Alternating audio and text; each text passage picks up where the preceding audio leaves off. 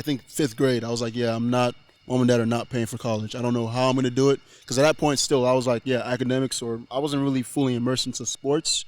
But I was like, I know I'm smart enough to get an academic scholarship. I don't care how I do it. They're not paying for college. And that just drove me constantly as a kid. It still drives me. So it's just all about repaying them, you know.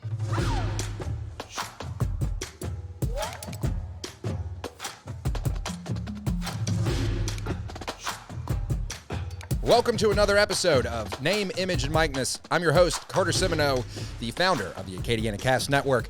Now, if this is the first one you're tuning into, you've missed 3 great ones so far. This one, of course, is great as well, in my opinion. But the first 3, we had some great conversations, learned a lot about NIL and the inner workings of college athletics as we currently stand through Dr. Brian Maggard.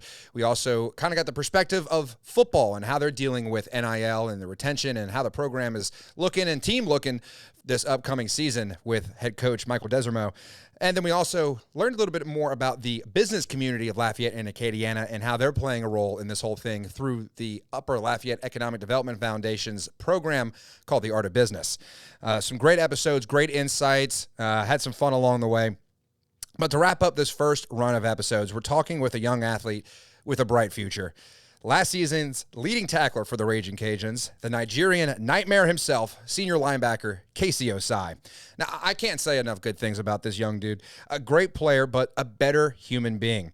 There were a couple of, just so you guys know, a couple of technical difficulties. This was actually our first episode that we recorded, our first conversation in the indoor practice facility for the Ragin Cajuns. And I think there was just like a faulty wire, maybe a couple of quick false cuts, but we got it all kind of figured out by the time we got around to Coach Dez and Dr. Maggard. And I believe we fixed most of it in post-production, so it shouldn't be that big of a deal. But if you do notice it, just lay off me in the comments, will you? I'd appreciate that. But I don't think it's going to take away from our amazing conversation with KC, and I think you're going to see that. But before we get to that conversation, I need to talk to you first about our title sponsor of today's episode. That's right. It's, once again, the Upper Lafayette Economic Development Foundation and the Art of Business. Are you a local business looking to make a meaningful impact in your community? Welcome to the Art of Business, folks, a personal and professional development program brought to you by Upper Lafayette Economic Development Foundation, where creativity meets commerce and where your business can be more than just a name. It's a cornerstone of community and economic growth. Upper Lafayette isn't just about networking. It's about building a stronger, more vibrant community where businesses like yours thrive. By joining, you're not just getting a seat at the table, you're becoming a vital part of a movement that supports local art, culture, and economic growth of our area. Now, what's in it for you? I'll tell you. Imagine your business gaining visibility all while contributing to the cultural fabric of Lafayette. Plus, with our strong network of like-minded businesses and community leaders, you'll have endless opportunities to connect, collaborate, and grow alongside creatives, student athletes, and vetted members of our community. Ready to take your business to the next level? Join Upper Lafayette Economic Development Foundation today and be a part of the Art of Business program. Big stuff's happening, guys. You want to be a part of it, especially if you are a supporter of the Ragin Cajuns and a business owner here in Acadiana. Visit the website at upperlafayette.com or follow us on social media to learn more.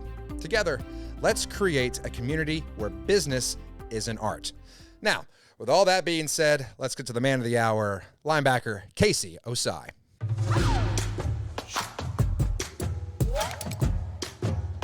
Alrighty, here with my man Casey Ossai. Casey, been getting to know you the past couple months, through this whole Art of Business program, through the NIL and Citron and all that. But before we get into kind of the NIL and the Art of Business and those type of things, I want to have a little fun with you. You said in a video recently that I saw that you weren't too happy about your player rating in the new college football video game. Now, I expect that number to be higher as the season progresses and they update that live. Yeah. But I got to ask, man, you were a kid the last time the video game came out, 2014 or so. What's it like to play as yourself in a video game? It's amazing. I remember as a kid, I begged my mom. My mom and dad were Nigerian, so they were very strict on playing video games. Sure. School all the time. So I begged my mom and dad. I was begging my mom. And I said, if I get all A's this school year, the whole school year, will I get a game? Can I get a game, please? Mom and dad said yes. My dad said yes, thinking, he's gonna forget about it. I did not forget about it. So by the time I got the game, got the new game out of it. I came out of it. I started playing. Man, it was just amazing. And then being able to fast forward 10, 12 years later, be able to play the game as you're being in the game is amazing. You know, it just brings back that little me that had to fight pretty much to get the game. Yeah. You know. Well, hey, you led the season in tackles for me in my dynasty, so I appreciate you for that. You're labeled as like a run stopper. Yeah. Would you qualify yourself as that? Absolutely. I think I pride myself in being able to stop the run. I think the biggest thing as a defensive player, as a linebacker, is to stop the run first. Because if an offense is running the ball well, they can do anything. Yeah. So. Well, I appreciate you for your service on the field for me. Unfortunately, I was able to win a couple national championships down the line, but that first year, all I could get was to the college football playoff. We lost to Ohio State in the shoe. It was a hard fought loss, but you played valiantly. Steady progress is always progress, man. It's still progress. So I'm glad we made it to the college football playoffs the first year, man. Yeah, I appreciate you. And speaking of on the field, you were involved in over 90 tackles last season combined. You're always around the ball. You're kind of a ball hawk. See ball, get ball, right? Yeah. So, like, explain to me like I'm a 5-year-old. Like the mindset that you have after making a tackle to go out on the next play and try to do it again. Like, I feel like if I make a tackle, I'll be like, "Ooh, I'm good." Yeah. But but reset, do it again. Like, what's that mindset going through? It's always a one-play mentality, you know, as a defensive player. Whether you have a big play, a run stop, or you miss a tackle, you know, you have to have that one-play mentality to where you reset. The last play doesn't matter, no matter what the play was. So, like, for me, just making a tackle is always like, okay, no one cares, Casey. That's literally my job. Like, that's what I'm supposed to do. So now I have to do the same thing over again, the next play. And you're always as good as the next play. That's what my old coaches always say. You're always good as your next play. So, boom, that play is over. Let's go. Next play. Let's go make another tackle. In the era of this current era of college football, your team, you're able to kind of practice against a lot of that RPO style offense. Mm-hmm. What is uniquely difficult about the RPO from your position? I would say you have to be able to be patient. You have to be able to see with your eyes. I think as a linebacker, the RPO it tests us. You know, you have to check your run first. Like, that's the most important thing. Like I said, making sure they're not running the ball. So you have to check the run first, and then when to throw the ball, you have to be able to run to the sideline. And run to the sideline is not like a God-given talent. It's really not. It's just hustling to the ball. Who wants to get to the ball first? I like to say, like, I need that, like, we call it assist tackles. I need that 0.5 because a 0.5 is a full tackle still. So, like, I'm running to the ball, trying to get in on the tackle. I need that. So it's only going to boost my stats up, you know? Yeah, for sure. Yeah. So if you have that mindset, just running to the ball, checking your gap first, doing your 111 first, and then run to the ball, you'll be fine. That's all you have to do. This season's going to be a little different for Cajuns fans and for players, you know, with the stadium rebuild. Are you preparing for that? I know that's probably a dumb question. Like, you're focused on the game, but those outside things, do they affect you ever going on? And with the fans being in a different part of the stadium? No, they've never affected me. Even when I used to do summer track back in 4th grade. And my mom, my teammates on the same track team as me, they used to yell my name while I was running. I can never, like, I've always been just be able to block everybody else out and just focus on one thing. And I don't think it would be much of a difference for me this year. I mean, of course I'll notice it walking in. And it'll be a little different just walking in, not being able to, I don't even know where we're going to walk in for Cajun walk. But once the game starts, I'm fully immersed in the game. I'm not worried about anything else. That probably plays well for you playing on the road. Absolutely. Now, speaking of road games, and talking to you before this, I know you're looking forward. A lot of the team is looking forward to going to Wake Forest this year. What are some other games that you're really looking forward to this season? The Tulane game should be good. It's not a road game, but the Tulane game should be good. I think a lot of our games on our schedules is going to be a good game just because of, like, we have Grambling and Tulane. They can travel here. Mm-hmm. They travel well. So that should be fun. Like, atmosphere-wise, it should be fun. Yeah, for sure. Like I said, Wake Forest. Really, the reason why I want to go to Wake Forest is I have a friend that plays linebacker there as well. So that would just be nice to see him play against him. So we always played against each other in high school. It was always a full circle moment. Yeah, good little rivalry, full circle moment. So that should be fun too. But another game I'm looking forward to on the road. I haven't even looked down the schedule for real, but I guess I would say Southern Miss. Oh yeah, Southern Miss. Southern Miss is always fun on the road. Yeah, always fun on the road. I don't know when we play them, but last time we played them on the road, we played on Thursday, and they were packed. It surprised me. Thursday game packed like that. Yeah, so that should be fun. Absolutely, yeah. Every game like has some sort of built-in rivalry the past few years. Absolutely. Finally going to Coastal after the 2020 drop. Yes. I haven't played Coastal since I've been here, so I'm excited for that too. Yeah. Well, it's going to be an exciting season. I'm excited to see you on the field, living up to the best of your potential that you got. I know you're excited, and be able to rep your number this year and get to know you. It's super exciting. Well, dude, you're a leader both on and off the field, and you and some of your teammates recently have been volunteering this past summer at a day space for people with dementia called Belle's Tower, doing yard work, cleaning up the interior of the house, sweating as much as you probably do on the football field. It was hot. Yeah. So what's that experience been like for you and your teammates, and kind of give me a little background of like the whole culture team element of it as well. So the culture teams is like our way of creating our own little team in our big team. So I think Coach Des has like the leaders on the team. We have maybe 16, and he splits us all up into groups of 2. We pick our teams, pick who we want, and it's kind of like just competition in the summer. Competition not just for on the field, but off the field, academics as well. Like you're always competing every single week to see who has the most points. And whoever has the most points wins. It's a shirt. I don't really care about the shirt. I just like winning. So I always want to win that. But so with that, it's like I pick the people that you kind of pick the people that you can trust and have you can mold onto your team. You know what I'm saying? Like I pick people that I can mold, I can influence in the right way, in the right direction. So with that being said, like the community service was just a way of like, I feel like it's a way of thinking, because as an athlete, you're always thinking the world revolves around you. So it's a way of like pushing back and looking into other people's, lives and humbling seeing, yourself a little bit. Yeah, exactly, and seeing how you can help, give back. So I always enjoy doing that stuff. I don't care if I have to do labor work. I don't mind doing labor work. I don't care if I have to sit out there and just talk to people. Yeah. Yeah. And the owner of Belle's Tower, John Williams, is the executive director of Upper Lafayette Economic Development Foundation as well. And I know you two have been talking a lot the past few months. What's been your experience interacting kind of with Upper Lafayette and this whole Art of Business program? It's a very genuine experience.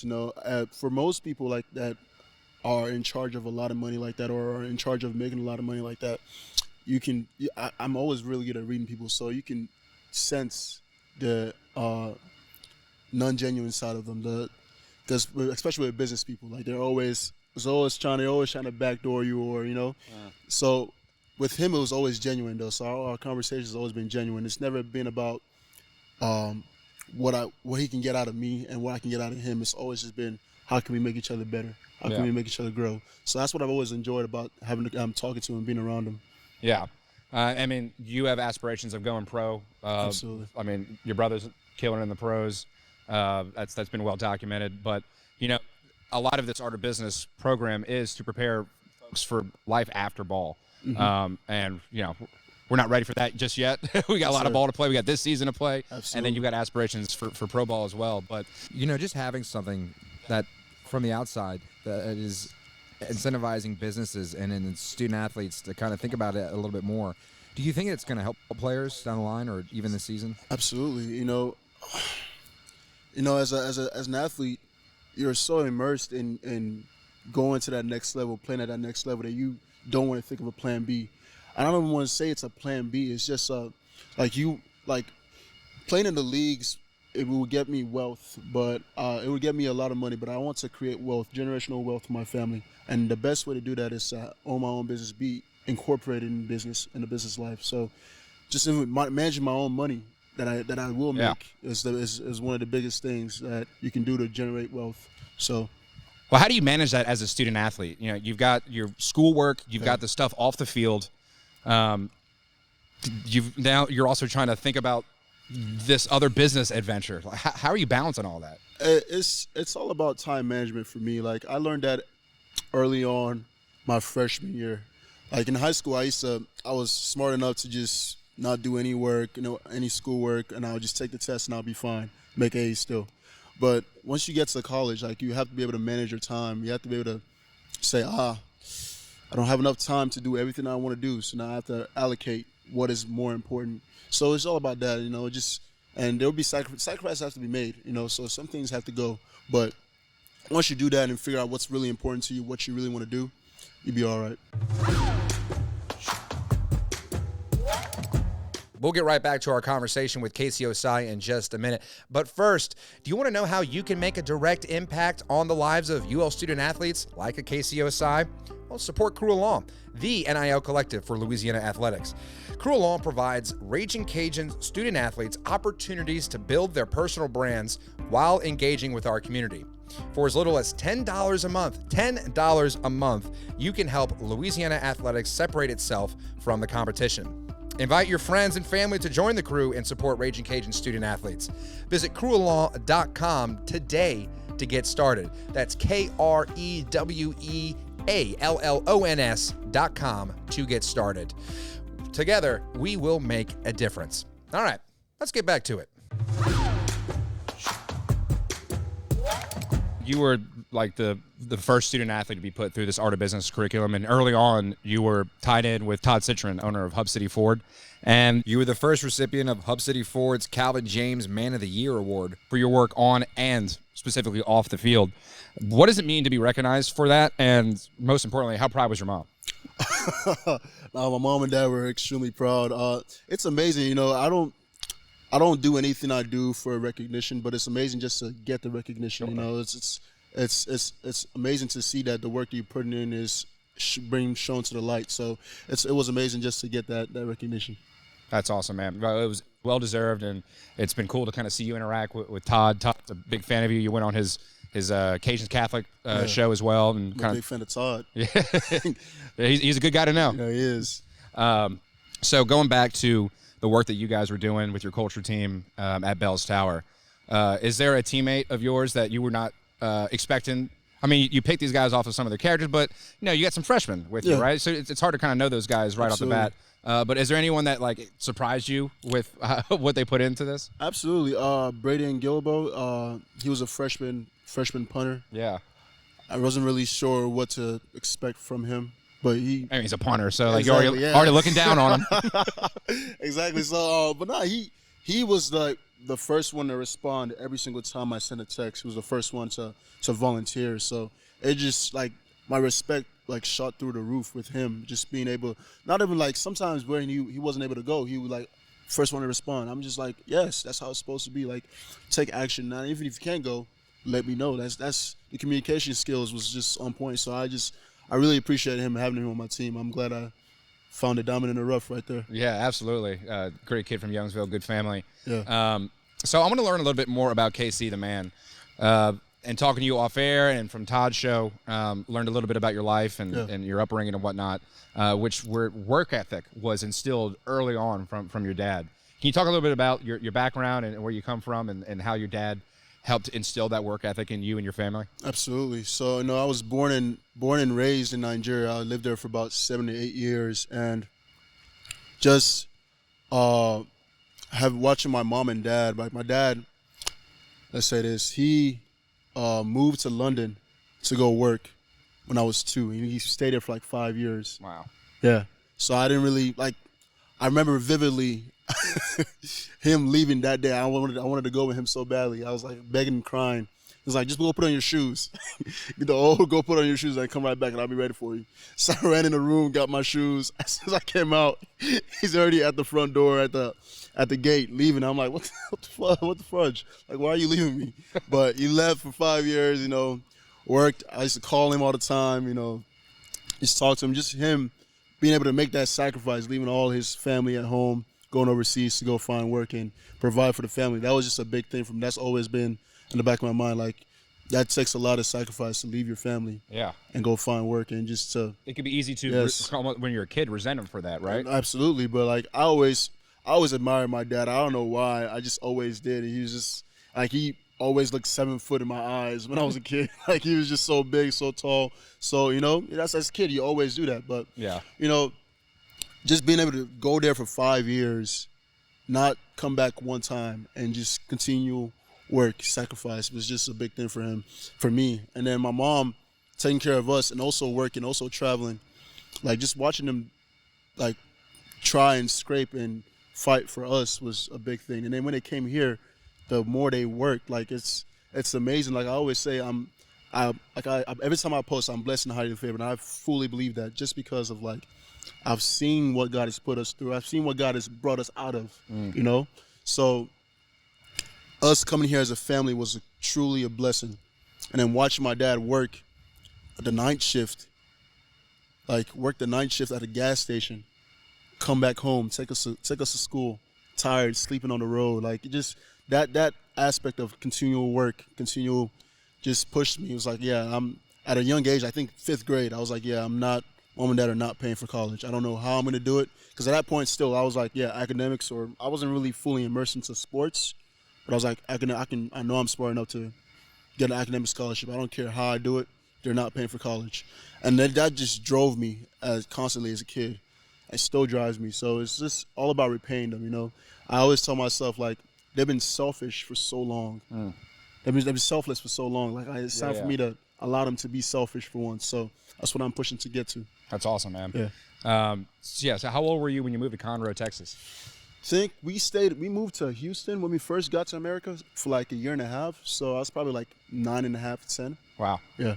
What was that adjustment like?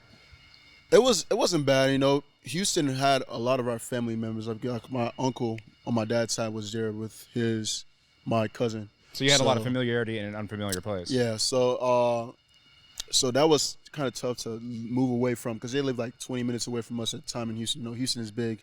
And we moved to Conroe, they lived like an hour away. So it's like, it was tough at first, but I always had my siblings. Like we all were always together. We're close in age, so we always leaned on each other. So it was fine. I was all right. And then I think 6 months later, my little brother was born, and I wasn't a baby anymore. That's something I was crying about for about 8 years. I was telling my mom, begging my mom to to have a kid, not knowing that my dad is not even at home. Like, how was she? I couldn't comprehend it. I was like, Mom, please, I don't want to be the last born anymore. My dad's not at home, so I don't know how I was begging her to have a kid when my dad wasn't at home. But you know, yeah. So yeah, once that happened, I was happy. I was happy to be a big brother. Well, man, like you've certainly deserved everything that you've worked hard for in your young career. I want to give a little some fans and people who are watching a little more behind the athlete, right? Can you break down for me the day in the life of Casey Ossai, especially now during fall camp? Okay, we can do a fall camp day. So boom, I wake up around 5:45, 6. My first alarm is 5:45. Usually snooze that one. That's the come on, Casey, get up. And then the 6 o'clock is get up, Casey. We're getting up. Get up. Usually turn the rosary on my phone. Get ready. 6:30, I'm shooting out to morning mass at, forgot the name, but it's the one right by Red's Gym. Oh, okay. Yeah, shoot out there 7:30. Come down here. Come meet Ben Woolridge. Watch film with him. Eat breakfast. I really don't like to eat breakfast though, to be honest. It upsets my stomach. Yeah, I don't. It's too early in the morning to eat. Yeah. So I'll just usually go weigh in or sign in, and then after that, fall camp starts his day. You know, the life of day of fall camp. It's fun though. I can't complain, because like. What does the average day in camp look like? We have like special teams meeting at 9:30, from 9:30 till 10 o'clock, 10:15, and then we have team meeting from then till 10:45. Defensive meeting, offense lift, flip. After that, we have a walkthrough at 11:45, and then after walkthrough, we have lunch. I usually eat lunch. That's usually my first meal of the day, lunch, and then. When did the pads come on? Pads come on around 6, so it's a long way. Yeah, you have all day to get your mind right for practice, pretty much. So, but we have a break in between after lunch, and then come back. I usually don't leave. I don't go home, because like if I go home and I lay in bed. Oh, yeah, done. Yeah, you might not see Casey for practice. Like, so I'll usually stay up here and just like do a little treatment, get my body right, get my mind right.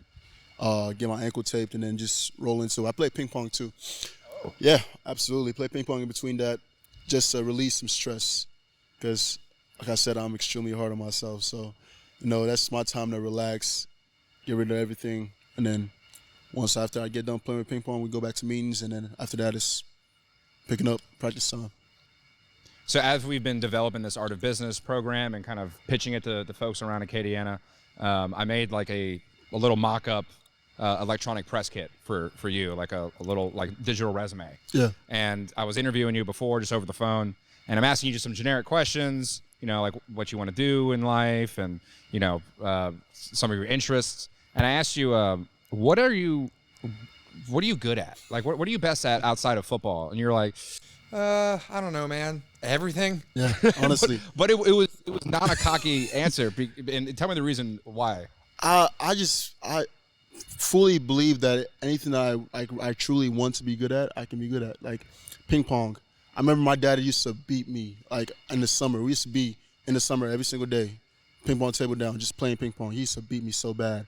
And after like 2 weeks, I got really good and I finally started beating him. So like anything I put my mind to, bowling, I'm good at bowling. Like anything I put my mind to, I can just do. I don't know. As long as it can give me like a month at least to train for it, I'll be good. So you always show up for those little team activities where you're able to go like to a bowling alley or something Absolutely. like that. Absolutely. Now, see, we usually go to rock and ball. I love rock and ball. Yeah. But the lanes are too skinny. I've been working on, like I used to bowl straight. Didn't really like it. I didn't like how it felt on my wrist. So then I started spinning the ball, curving the ball in. You got a curve now? Yeah, so now the lanes are too skinny for me to get my curve, and I'm not, it's not consistent enough for me. So I don't really like to bowl at rock and bowl. I like going to rock and bowl, though, but I just like going bowling at rock and bowl.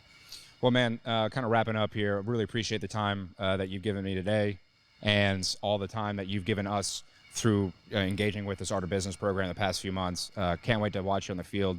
What would be a message with you had this platform now, the average fan out there, the average Cajuns fan, or any sort of sports fan, what would be your message to them about the work that student athletes do that they don't see? I would say the work that you do that people don't see is what separates you.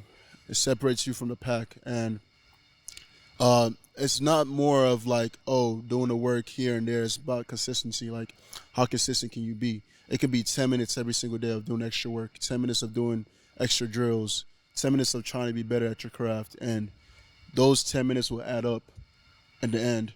Because my coaches always say, like, if you skip a rep every single day, if you're lifting weights, you skip a rep every single day, at the end of the year, that's 365 reps you skipped. Now, imagine if you did an extra rep every single day, how much that separates you from the guys that are skipping a rep. Because there's surely guys skipping a rep every single day.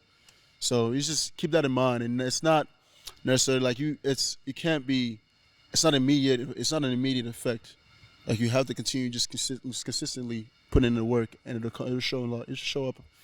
I'm ready to run through a brick wall, Casey. I appreciate it. Just a little quick, some fast action Acadiana type questions for you. Oh wow. Okay. How's your dance skills? Are you two-stepping on the dance floor to some Zydeco? Oh yeah. I learned from my good bud Wesley Mays. He was here with us my freshman and sophomore year. He taught me one day at his house, and I haven't done it in a while. But like I said, you put your mind to it. I can do it. You feel me? Ladies, come find KC on the dance floor. Please don't. Please don't. I'm good by myself right now. Please don't. Yeah. Gumbo or etouffee? Ooh. I'm a foodie. I'm a big foodie. Oh man. Well, okay. Well, instead of that one, what's been your favorite Louisiana dish? It could be something boiled. Could be like a gumbo or an etouffee or jambalaya. You can't beat a good gumbo. Yeah. You can't. I don't think you can. Personally, you can't beat a good gumbo, man. It's a little hot for a gumbo right now. It is. I would eat. That's the problem though. I would eat gumbo at any time of the year. You can't, like, people are always like, oh, it got cold, let's make some gumbo. No, let's make gumbo when it's 90 degrees outside. I do not care. Now, this might be controversial, Casey, but are you putting potato salad in your gumbo? I've tried it. No, I've tried it. Hit me up. All right. It's not bad. But would I do it without the potato? Like I asked for potato salad when they give me a gumbo, no. But when they put it in, I wouldn't complain. It's not bad. I'm kind of like that too. Like, Yeah. I'm a hit or miss. Like, Yeah. if it's already in there, I'm not going to complain. Yeah. But I probably am not putting it on my own. Yeah, no, for sure. I'm not putting it on my own. You know. And what's your least favorite street to drive on in Lafayette? See, it was a throughway because I didn't like. I used to drive it, and I used to feel like my car was breaking down. But they fixed it now, so I think it's got to be Johnson. Johnson around 1:12 to 3. Huh. Yeah. I just don't understand why you're driving 5 to 7 miles under the speed limit in the left lane. Like, please get in the right lane so I can pass you up. I got to go to practice, man. Yeah. That's my only pet peeve. I'm gonna stop there. Oh man. Well, once again, dude, you're great. Looking forward to watching you this season. The mothership has you listed at 6'2", 241. You still sitting at 241? No, that's usually my off-season weight. Okay. So right now I'm at 233. Oh, so nice. That's like around my playing weight now. Okay. Yeah. Well, looking forward to you guys playing this season and to see you dominate on the field like you did for my dynasty team in college football 25. Yeah. And I appreciate you sitting down with us and getting course, to know you, man. man. You're a great young man, and I can't wait to the sky's the limit for you, brother. So I appreciate that, man. Absolutely. All right. Man, I love that dude. Can't wait to see him ball out on the field this season. So excited. We talked about it kind of in episode 2, maybe glossed over it slightly with Casey. But if you want to learn more, I know we have a large faith-based community here in Acadiana, or if you just want to learn a little bit more about Casey and his background and upbringing, check out Todd Citron's podcast. Of course, Todd is the owner of Hub City Ford. He was in episode 2 with Upper Lafayette, joining John Williams for that great conversation. But he's got a podcast called Cajuns Catholics. You can check that out on Apple Podcasts. An episode just came out with Casey Ossai this week. So make sure you go check out that conversation as well to learn more about Casey the man and his faith-based journey. Our next episode will be announced soon during the show's brief hiatus, but we've got some great guests lined up that I promise you'll want to hear from. I'm really excited about the people that we're going to be able to talk to and highlight and showcase, especially some of those athletes and coaches and staff who maybe don't get as much shine as they deserve or that they should. But we want to once again thank our sponsor of today's show, Upper Lafayette Economic Development Foundation and their Art of Business program. Once again, if you're a business owner in Acadiana, head to upperlafayette.com to learn more about how to get involved. We also want to remind fans to support Cruelon's Win with 10 campaign. As Dr. Maggard put it so eloquently, if we don't, we won't. Now, visit Cruelon.com to get started on that. We've got so much great content coming down the pipe in the coming weeks and months, but guys, we need your support. The easiest way to help is to subscribe. You can subscribe if you like watching the show to the Upper Lafayette YouTube page.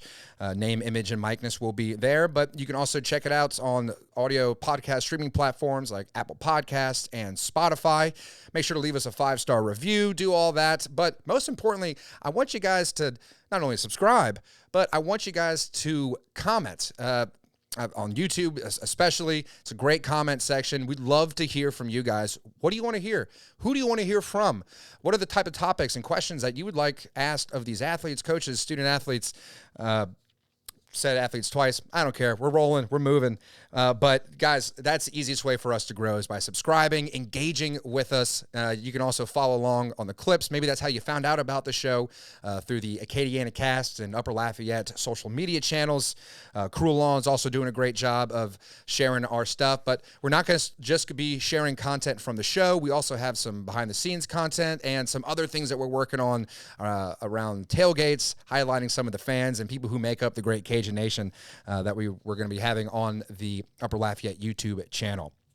Now, like I said, we'll be taking a bit of a hiatus from the show for a few weeks, but while we get into the swing of things, that's while we're promoting the show and getting in the swing of things, but I promise we'll be back very shortly. And when we are back, that's why you got to subscribe to the show, because the show's going to come out once a week. We'll have a new episode every single week coming out on Wednesdays, and I'm excited to get into that and just, not to beat a dead horse here, but just to showcase some of these athletes and bring you guys the type of content that Cajuns fans deserve.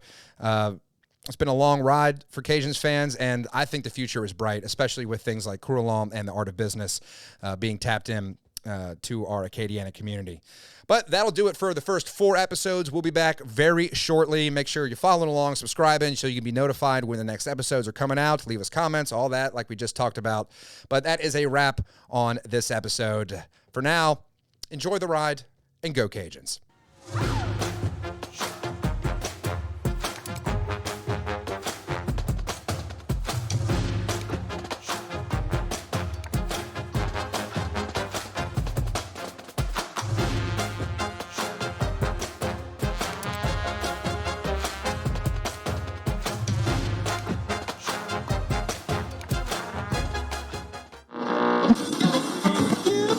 Thank you.